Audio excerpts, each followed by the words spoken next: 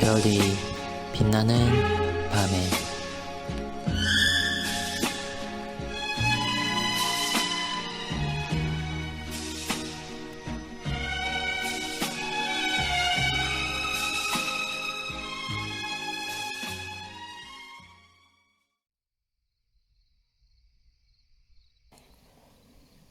(98문) 도덕법은 어디에 요약되어 있습니까? 답. 도덕법은 시내산에서 하나님의 음성으로 전해진 10계명에 요약되어 있습니다. 두 돌판에 그분이 쓰셨고 출애굽기 20장에 기록되었습니다.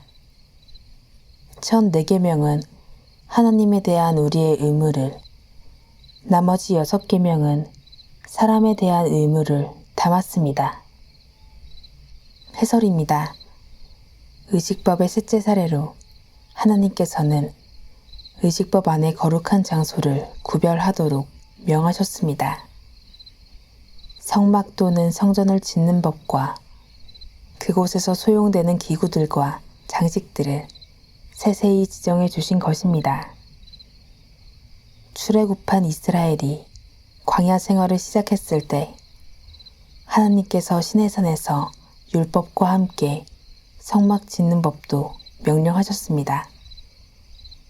성막은 이스라엘이 광야 여정을 지나는 동안 이동과 해체를 거듭해야 했고 후일 솔로몬에 의해 돌로 지어진 성전이 건축되기 전까지 이스라엘 진영 가운데 놓였으며 그곳은 하나님의 임재의 상징이요 하나님과 이스라엘 백성들이 레위인들과 대제사장을 중보로 하여 교통하는 곳으로 예비되었습니다. 성막 또는 성전이 이 땅에 성육신하신 예수 그리스도의 모형이고 그림자였기 때문에 성막과 관련하여 수종드는 모든 일들은 그리스도가 오시기 전까지 성별된 레위인들이 맡았고 그들 중 제사장과 대제사장이 각각 직분에 따라 지명되어 봉사하였습니다. 거룩한 곳, 성소 안에는 제사를 드리기 위한 각종 기구들이 성물로 구별되어 있었습니다.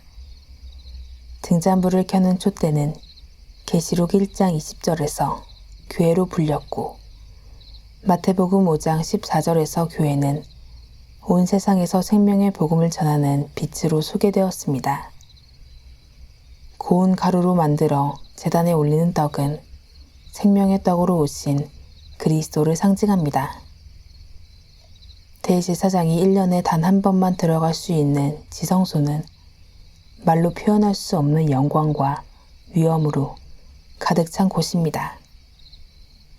마태복음 27장 51절을 보면 그리스도께서 십자가에서 죽으셨을 때 성소와 지성소를 분리하는 휘장이 위아래로 찢어졌습니다. 이 성소 안에 금향로와 언약궤가 있고 언약궤 안에는 만나를 담은 금 항아리와 아론의 쌍난 지팡이와 언약의 두 돌판이 있었고 언약궤 위에는 속죄소라는 정금으로 된 덮개가 덮여 있고 속죄소 위에는 천사 둘이 서로 마주보는 형상의 조형물로 놓여 있었습니다. 이러한 각종 기구들은 하나님께서 그의 교회를 위해 베푸신 구속의 은총과 자비, 하나님의 놀라운 영광을 상징하는 모형들입니다.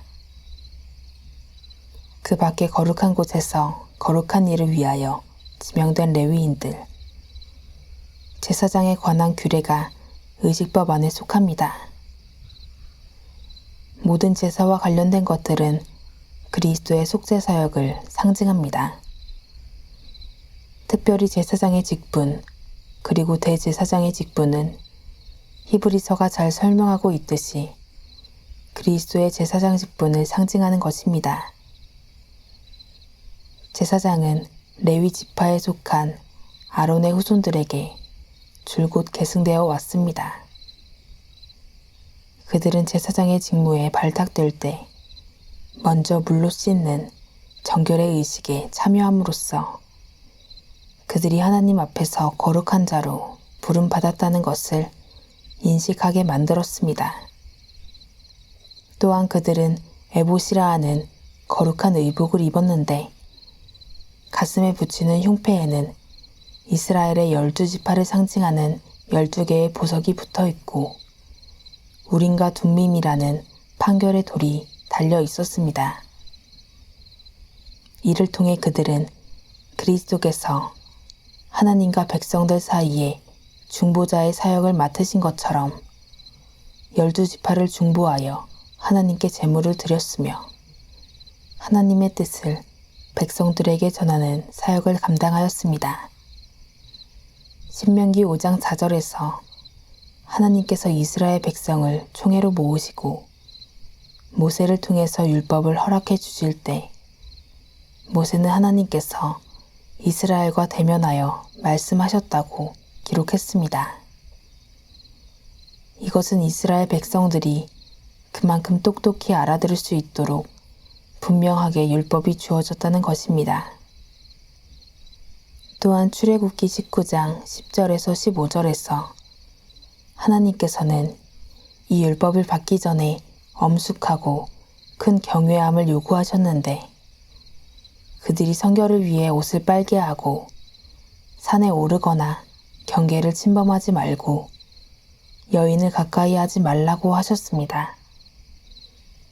그리고 마침내 천둥과 번개가 치고 큰 나팔 소리가 나며 불과 연기가 피어오르고 땅이 흔들리는 가운데 여호와께서 강림하실 때 백성들은 죽을까 두려워 떨며 맞이하였습니다.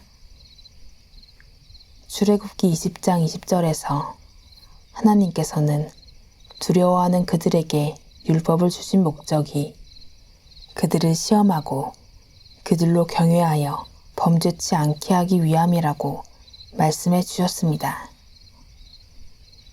이상 도덕법으로 주신 율법 안에 이스라엘 나라 사람들에게 한시적으로 허락하셨던 시민법 또는 재판법 그리고 의식법의 용도와 의미가 무엇인지 살펴보았습니다. 이러한 것들의 용도가 단지 이스라엘만을 위한 것이었다면 우리에게 구약의 많은 부분들은 아무 필요가 없었을 것입니다. 이 두 가지 용도의 법이 그리스도로 인해 폐지된 것은 사실입니다. 그러나 우리가 그리스도를 바라보며 깨닫고 경험하며 삶에서 드려야 하는 모든 순종의 원리들은 율법 아래에 있었던 구약 백성들이 지녔던 것과 다를 바가 없습니다. 그렇다면 율법의 명령에 철저히 순종하며 살았던 옛 사람들의 신앙을 복음의 자유를 통해서 어떻게 우리 삶에서 확인할 수 있을지 숙고해야 할 것입니다.